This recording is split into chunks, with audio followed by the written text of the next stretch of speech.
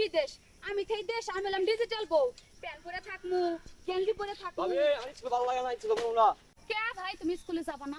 শুনি আমার ধর সবকিছু খুইলা দিলে হোক। এই স্কুলে সব তোমার বন্ধু বান্ধব গার্লফ্রেন্ড নিয়ে ঘুরতে পারে, আমার তো আর গার্লফ্রেন্ড নাই। তোমার গার্লফ্রেন্ড নাই? না।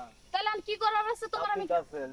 আমি এটা তুমি কথা কইলা আমার নিয়ে ঘুরতে যাবো তুমি পার্কে?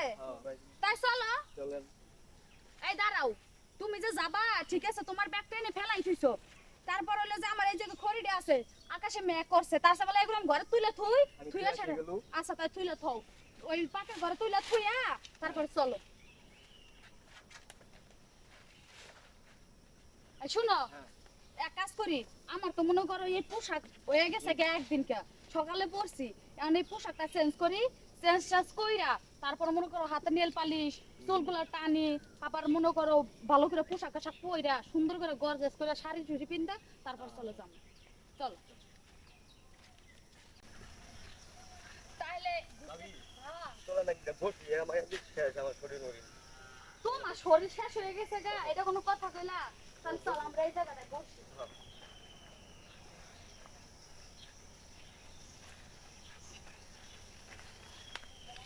আমি কেমন টেনশনে আছি জানো, টেনশনে আছি। তোমার ভাই যদি যাই না হালায় তাহলে সমস্যা হইবে, আমাকে খুব সমস্যা হবে, তুমি বুঝতেছো না কে? হ্যাঁ তখন আসবো না। আসবো না, যদি হুট করে আইসা পড়ে তখন আমি কি করবো কও তো? আর তোমারে কি কমু, আমার তো আর ভালো লাগে, তোমার ভাই আজকে 5 বছর হয়ে গেছে বিদেশ গেছে, আমার আর ভালো লাগে না। আমি আসি না। তুমি আসোই তো, এমন ভাবে কথাটা কইলা আমার আর ভালো লাগে না। রূপা এ কি তুমি, তুমি কই থেকে আইছো? আমি কই থেকে আসছি মানে?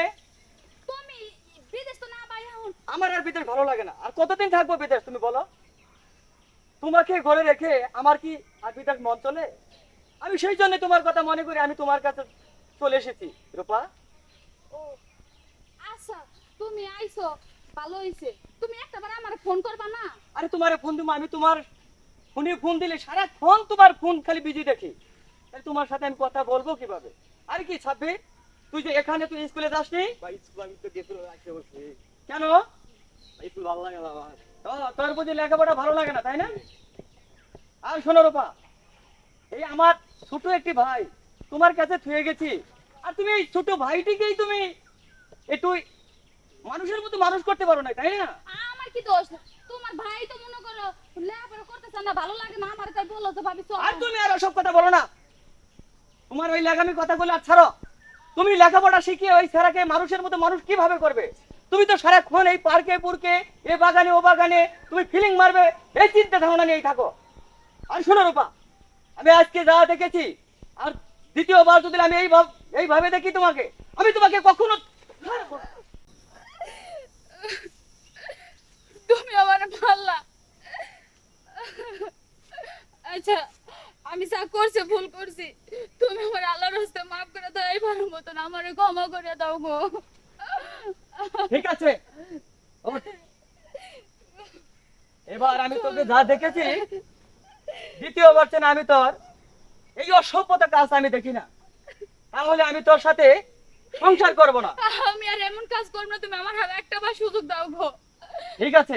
আর সাব্বির, তোরে থুয়ে গেছি বাড়িতে লেখাপড়া করার জন্য, আর তোরে কি বাগান বাড়িতে ঘোরার জন্য থুয়ে গেছি? আজ থেকে তুই ভালো হয়ে যাবি আর ভালোভাবে স্কুলে যেয়ে লেখাপড়া শিখবি, ঠিক আছে? আমার কথাটি যেন মনে থাকে। চলো। চলো।